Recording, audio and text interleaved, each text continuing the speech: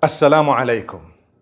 Many people follow sports personalities and mashallah they achieve a lot of discipline and a lot goes into sport.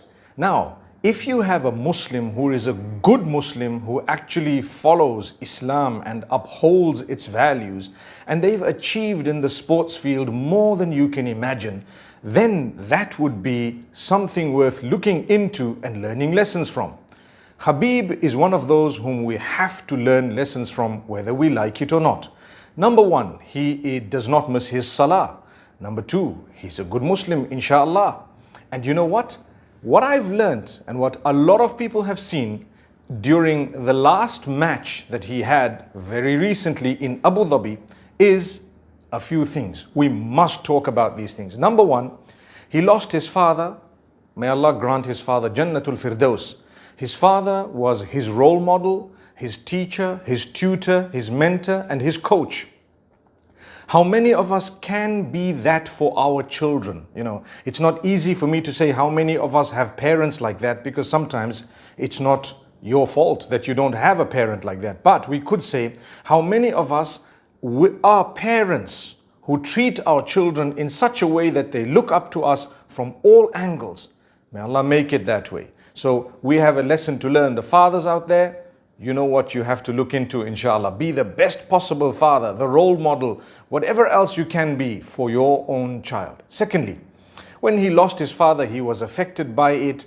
The father used to discipline him and he used to enjoy that disciplining. How many of us allow our parents to discipline us, to tell us off? He's a grown man. He's a successful human being. People look up to him as a role model. He looks up to his father. Subhanallah. May Allah grant that father of his Jannatul Firdaus, Abdul Manab, that was his name. And then he decided thereafter that he wants to dedicate his life to serving his mother.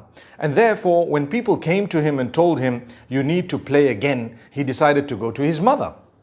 And when he went to his mother, subhanallah, his mother was reluctant. He says he spent 3 days trying to convince his mother. The mother was not happy for him to go into the octagon without his father, because the father, obviously, was the support and the coach and whatever I've just said.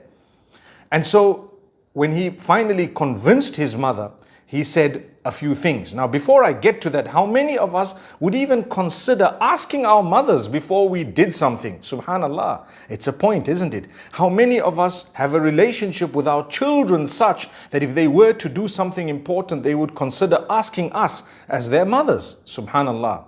So these are points worth considering.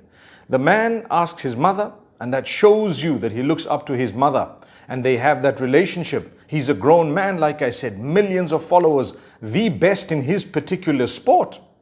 And at the same time, subhanallah, he says, when I finally told my mother that this will be my last match, the last time I'm going to be on this level of the sport, the mother reluctantly agreed.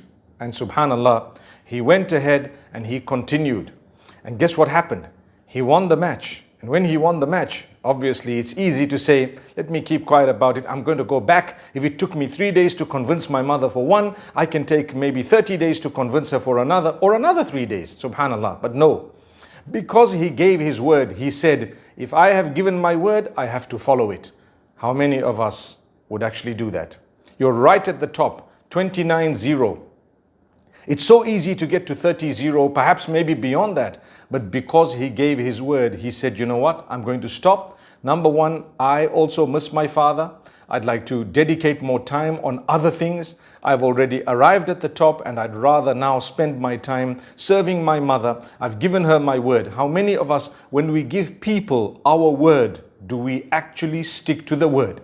So the reason I'm mentioning this, it's easy for me to quote Allah and His Rasul sallallahu alaihi wasallam and tell you this is what Islam teaches. But when you have a role model of a different sort and he considers the Prophet sallallahu alaihi wasallam his own role model and he follows to the letter the teachings of Islam and he has achieved success way beyond you and I, why can't we learn a lesson to say, look, if those better than me have already understood what they need to do and what they should stay away from, then surely we should be learning already that we must also have the correct head screwed on our shoulders or in such a way that we actually follow the message that we're supposed to. So, mashallah, I wish him all the best, and I pray that Allah grant him every success in whatever he's going to do. But indeed, it was worth mentioning. Notice, I'm not going to fall into whether or not it was permissible or prohibited, to bash people in their faces and so on. That's a topic on its own. But I'm actually speaking about what happened and what transpired the last match. To be honest, someone to give their word and to follow it, subhanallah, it is very rare to find such people. So may Allah subhanahu wa ta'ala grant us all a lesson. أقول قولي هذا وصلى الله وسلم على نبينا محمد والسلام عليكم ورحمة الله.